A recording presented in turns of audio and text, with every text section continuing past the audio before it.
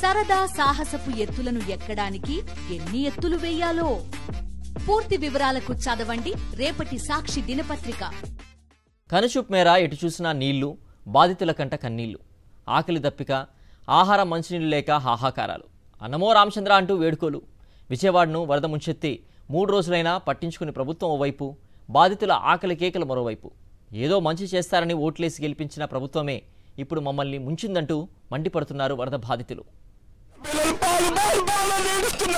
అందించండి, కుదిరితే పాలు ప్యాకెట్లు చాలు, పాలు ప్యాకెట్లు, చిన్న అన్నం ప్యాకెట్లు అందించండి. వాటర్లో నుంచి వచ్చేది నా పాప కోసం.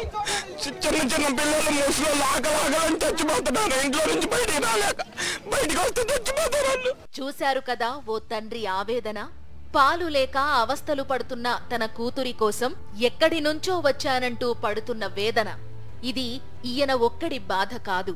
విజయవాడలో వరద ముంపునకు గురైన ప్రాంతాల్లోని ప్రజలందరూ ఇలాంటి కష్టాలే అనుభవిస్తున్నారు. ఒక్కొక్కరిని కదిలిస్తే ఒక్కో కన్నీటి వేదన. తిండి లేక, నీళ్లు లేక, కరెంట్ లేక ఇలా చచ్చిపోతున్నాము. ఇలా చచ్చిపోతే గెలిచి వాళ్ళు బాగున్నారు. తాడే నీళ్లు లేవు, లేదు. చాలా మంది పిల్లలు 2 అంతస్తులు 3 అంతస్తులు ఉన్నారు, కానీ తినడానికి తిండి లేదు. ఏంటండి, తింటా తిండి లేదు, తాగుతా నీళ్లు లేవు. చిన్న చిన్న పిల్లలు ఉన్నారు, కనీసం తాగడానికి వాటర్ లేవు అక్కడ. అంత లోపల నుంచి అలాగే చేతులు పట్టుకుని వచ్చి ఇప్పుడు తీసుకుని వెళ్ళాలి. అప్పుడు దాకా ఆకలి. అక్కడి నుంచి మోసుకొని వస్తాం, మళ్ళీ మోసుకొని వెళ్తున్నాం. మళ్ళీ అది ఒకటి కాదు, ఏరియా మొత్తానికి ఒక మనిషి చూసినోడు లేడు. అందరి నుంచి వచ్చి మళ్ళీ మోసుకొని వెళ్ళాలి. నీళ్ళలోనే మళ్ళీ ఫుడ్ కూడా. నీళ్లు, ఆహారం లేక హాహాకారాలు పెడుతున్నారు విజయవాడ వరద బాధితులు. పసిపిల్లలకు పాల ప్యాకెట్లు కూడా దొరక్క నానా అవస్థలు పడుతున్నారు. ఒకరు ఇద్దరు కాదు, బెజవాడలో దాదాపు 2,70,000 మంది ఆహారం, తాగునీరు లేక అల్లాడుతున్నారు. భారీ వర్షం వస్తుందన్న సమాచారం ఉన్నా ప్రభుత్వం ముందు జాగ్రత్త చర్యలు చేపట్టలేదు. ఫలితంగా ఇళ్లన్నీ నీట మునిగిపోయాయి. 3 రోజులు వరదలో చిక్కుకున్నా తమను పట్టించుకున్న వారు లేరని మండిపడుతున్నారు వరద బాధితులు. నీరు, ఆహారం అందక తీవ్ర ఇబ్బందులు పడుతున్నారు. అధికారులు సహాయక చర్యలు చేపట్టడం లేదని ఆగ్రహం వ్యక్తం చేస్తున్నారు. Bhavanipuram, HB colony, Vidyadharapuram, Urmilanagar, RTC workshop road, Jojinagar, milk project, Sitara centre, Singh Nagar వంటి చాలా ప్రాంతాలు ఇంకా నీటిలోనే నానుతున్నాయి. తమనెవరూ పట్టించుకోవడం లేదని వరద బాధితులు వాపోతున్నారు.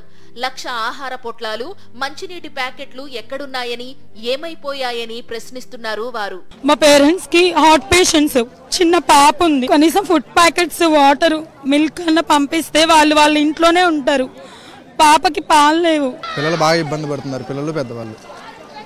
ఫుడ్ అట్లా అందలేదు కాబట్టి ఇక్కడ దాకా నడుచుకుని రావాల్సి వచ్చింది. ఫుడ్ లేదు, 24 hours అయింది. ఇప్పటి వరకు ఎవరు వచ్చి అడిగింది కూడా లేదు. అస్సలు పాలు గాని, వాటర్ గాని ఏది అస్సలు తీసుకొని రాలేదండి. అసలు ఇలాంటి ప్రభుత్వం ఇలాగా ఇచ్చేస్తే ఎలాగా చెప్పండి ఒకసారి. అందరూ ఓట్లు గాని వచ్చేసి అడుక్కుంటారే. ఇలాంటి సమయాల్లో మంచినీళ్ళు కూడా లేకపోతే ఎలాగండి మాకు? చిన్న పిల్లలు, తల్లిలు అసలు ఎలా అల్లాడుతున్నారు. వరద బాధితులను పట్టించుకోవడంలో ప్రభుత్వం విఫలమైందని ప్రజలు దుమ్మెత్తిపోస్తున్నారు. చిన్న పిల్లలు, వృద్ధులు నీళ్లు లేక అల్లాడిపోతున్నారని మండిపడుతున్నారు. ప్రజలు చచ్చిపోతుంటే కనీసం పట్టించుకున్న వాళ్లు లేరని ఆగ్రహం వ్యక్తం చేస్తున్నారు. ఉదయం 6 గంటలకి కరెంటు పోయింది. నీళ్లు ఫుల్ వచ్చినాయి. ఒక్కడు అనుకున్నోళ్ళు లేడు. ఊరికని పైన రౌండ్లు వేస్తున్నాం. నేను హార్డ్ కోరు, నేను కరుడు కట్టిన. ఎంత వరస్ట్గా అంటే ఇదిగో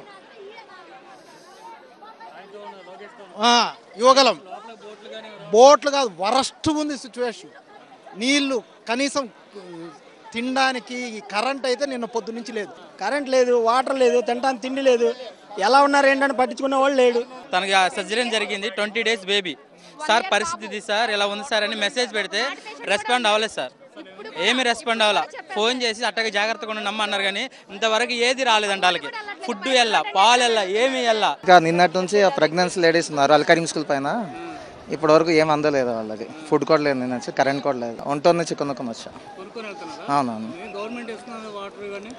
ఏం తెలియదండి. యాక్చువల్గా 1 week ముందే బాగా వరదలు చెప్పినా కూడా ఏం యాక్షన్స్ లేదు. వరద నీటి కారణంగా ఇళ్ల నుంచి బయటకు రాలేక, ఇళ్లల్లో ఉన్న వారికి ఆహారం, నీళ్లు లేక నరక యాతన అనుభవిస్తున్నారు. భవనాలపైకి ఎక్కి అన్నమో రామచంద్ర అంటూ ఆర్తనాదాలు చేస్తున్నారు.